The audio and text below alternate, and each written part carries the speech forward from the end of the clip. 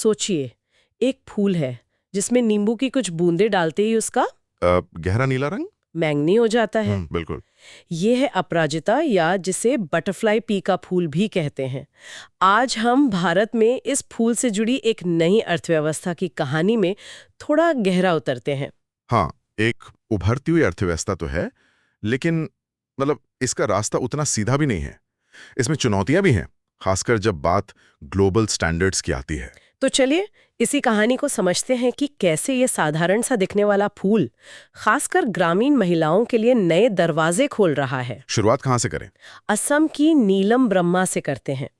जब उन्होंने पहली बार सूखे फूल बेचकर $50 कमाए तो उन्हें उनके ही शब्दों में एक झटका सा लगा। वो एक पल था, है ना, जब आपको यकीन होता है कि चीजें बदल सकती हैं। हाँ, और उन्हें लगा कि अब उनकी जिंदगी की बागडोर उनके अपने हाथ में है। और ये सिर्फ एक एहसास नहीं था। उन्होंने उस भरोसे को काम में बदला। एक छोटा सा लोन लिया और एक सोलर ड्रायर में निवेश किया। ये छोटा सा कदम बहुत बड़ा बदलाव लाया होगा। बहुत बड़ा। इससे वो फूलों को तेजी से सुखा पाती थी, उनका नीला रंग वो बना रहता था, और खरीदारों के जो क्वालिटी स्टैंडर्ड्स थे उन पर वो खरी उतर पाती थी। और नीलम जैसी कहानियां अकेली नहीं है, सही है, ये एक बड़े ग्लोबल ट्रेंड का हिस्सा लगती हैं। बिल्कुल।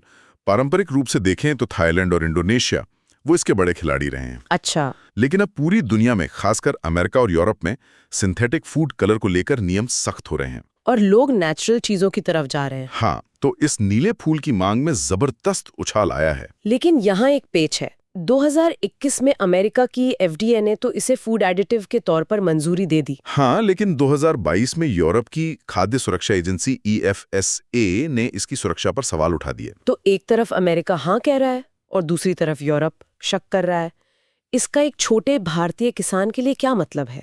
यही तो सबसे बड़ी चुनौती है। ये ग्लोबल मार्केट को दो हिस्सों में बांट देता है। अच्छा। आपका प्रोडक्ट अमेरिका के लिए शायद ठीक हो, लेकिन यूरोप के दरवाजे आपके लिए बंद हैं, जब तक कि आप एक बहुत महंगी प्रक्रिया से न गुजरें। यूरोप में से अभी भी नोवेल फूड माना जाता है। ये नोवेल फूड का मतलब क्या हुआ? क्या ये सिर्फ एक लेबल है? नहीं, ये एक बहुत बड़ी कानूनी बाधा है। इसका मतलब है कि इसे बाजार में लाने से पहले सुरक्षा के लिए कड़े और महंगे परीक्षणों से गुजरना होगा।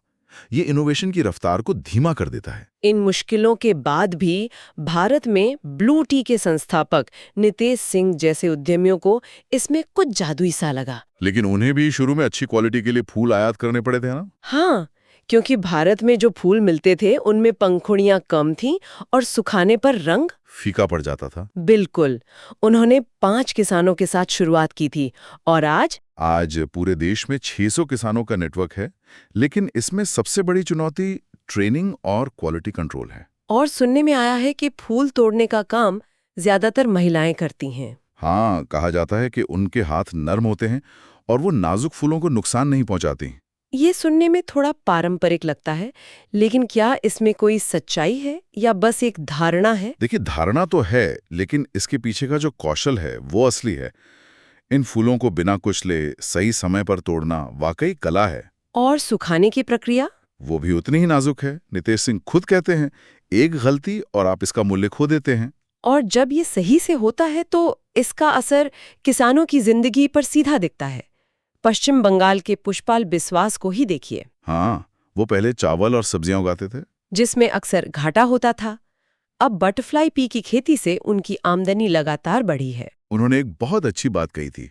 यह सिर्फ खेती नहीं रह गई है, यह एक नेटवर्क, एक समुदाय, एक व्यावसायिक परिवार बन गया है।